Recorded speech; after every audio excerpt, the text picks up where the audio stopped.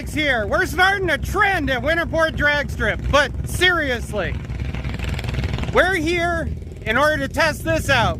We've got three things we're gonna do. Three things we're gonna do.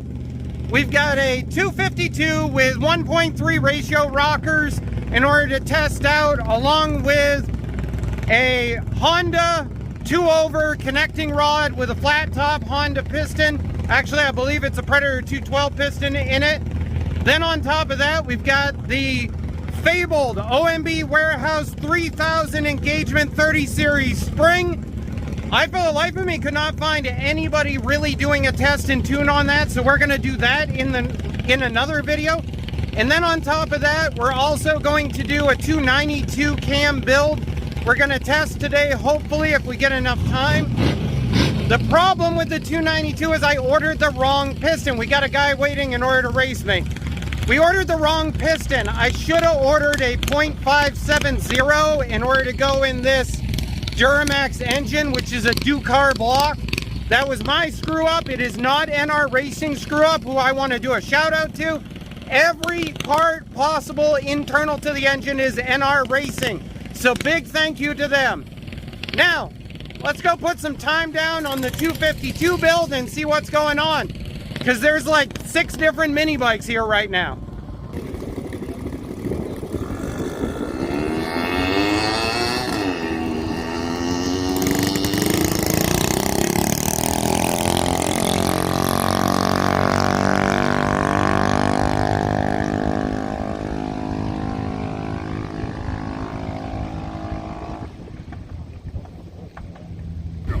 Alright, comment section, tell me who's scarier and who's crazier.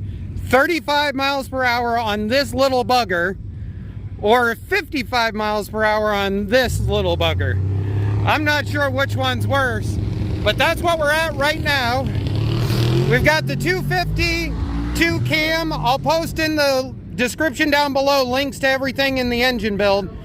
We did 55 on 2 poles. We got a 54.88 and a 55 flat. 11.7 was the best, so we definitely can cut a little bit more. The problem I ran into was on the top end. I leaned out. So on these, you have your idle adjustment here. Your primary jet is adjusted with the needle here, and this is a siphon for the upper top section once you flip the lever all the way up on the inside, the slide, sorry. So what I'm going to do is I'm going to turn this about a quarter of a turn. A little bit goes a long way on these, has been the warning I've gotten from a lot of people. So we're only going to do a quarter turn to try. Saturday here at Winterport Dragway is an off the trailer race. It's a no prep race.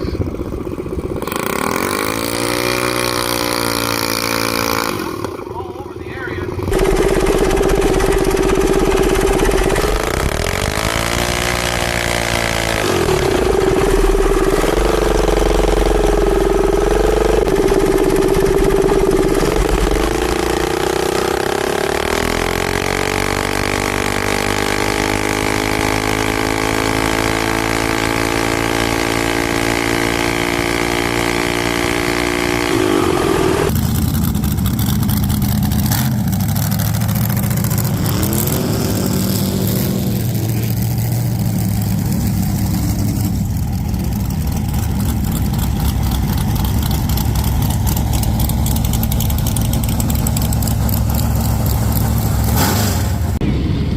My better half has informed me that if I don't shut up, sit down and eat, I'm probably going to be in trouble.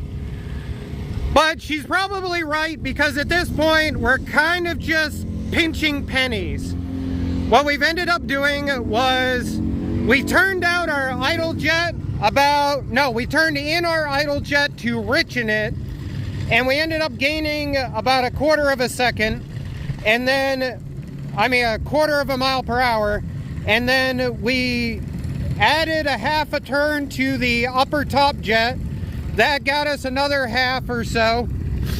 So at this point, we are sitting just on the edge of 56.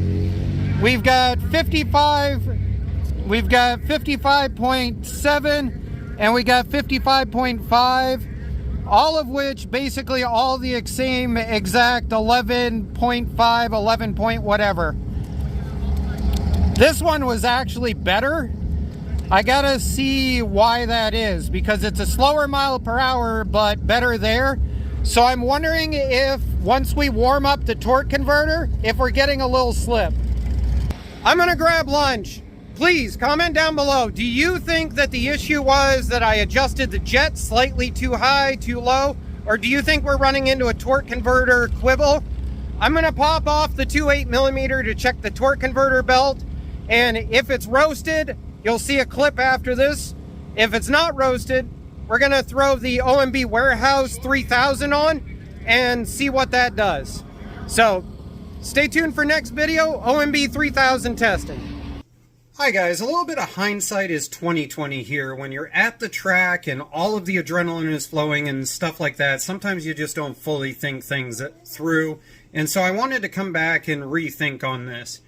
One of the issues we found later on in the day was that the air filter that we only had one that would fit on those PWK carbs, and it was junk. I mean, the two carburetors that you see, the one in this video, this is actually a Temu carburetor they sent me for free. It actually ended up dialing in really well, but lo and behold, go figure that the air filter it came with was absolutely chokingly restrictive. I actually had preemptively thought about the fact that cheap filters usually are garbage, and I had made a deflector to put on there so that my leg wouldn't choke out the carb. I just never, for some reason, thought to put the deflector that I spent an hour making on and retune for the open air carb.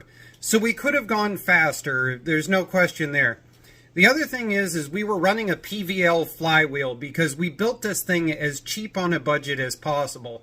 So running the PVL, if we had swapped out to, say, an ultralight or one of the other styles of flywheels that are about 1 pound to 1.5 pounds lighter, we could have picked up even more. That being said, the other side note I wanted to add here was that if you're running at a track and oiling down the track is definitely something you want to stay away from, running this engine, we were definitely at the point of the edge of needing to add a catch can. It was definitely starting to, I wouldn't say spray, it was definitely filling the expansion area a little bit as far as the filter on the valve cover is concerned. And yeah, my better half is doing really well at attempting to go and keep Jethro quiet, but he just wants to put his 2 cents in on the hindsight is 20/20. So I apologize for the weird random monster noises in the background. It's not a movie, it's a 9-month-old. But with that being said, I don't really think that gearing change would have mattered. That's another thing a lot of people seem to get into. I think that actually our rear tires being big boy rear tires are actually our issue. In the future, I'm actually looking into getting a set of 16 by 7.5 by 8s in flat track tires in order to see if we can change things out. I'm thinking if I change the fronts over to a couple of 16-inch tall thin tires and then change the rears out to 16s, then we might be able to actually get the torque converter fully extended where it ought to be. Because if you run the numbers through our video that we did earlier about calculating your gear ratio versus your top speed, we're not maxing out the torque converter. The gear ratio versus top speed versus everything is just off way too much. Mathematically, if we were maxing out the torque converter, we should have easily cleared into about 62 to 63, even if you minus 10% for real world drag and everything else. Anyways, just adding in my 2 cents on the end of this video, and feel free to do the same thing down below. Have a good day, and thank you for following.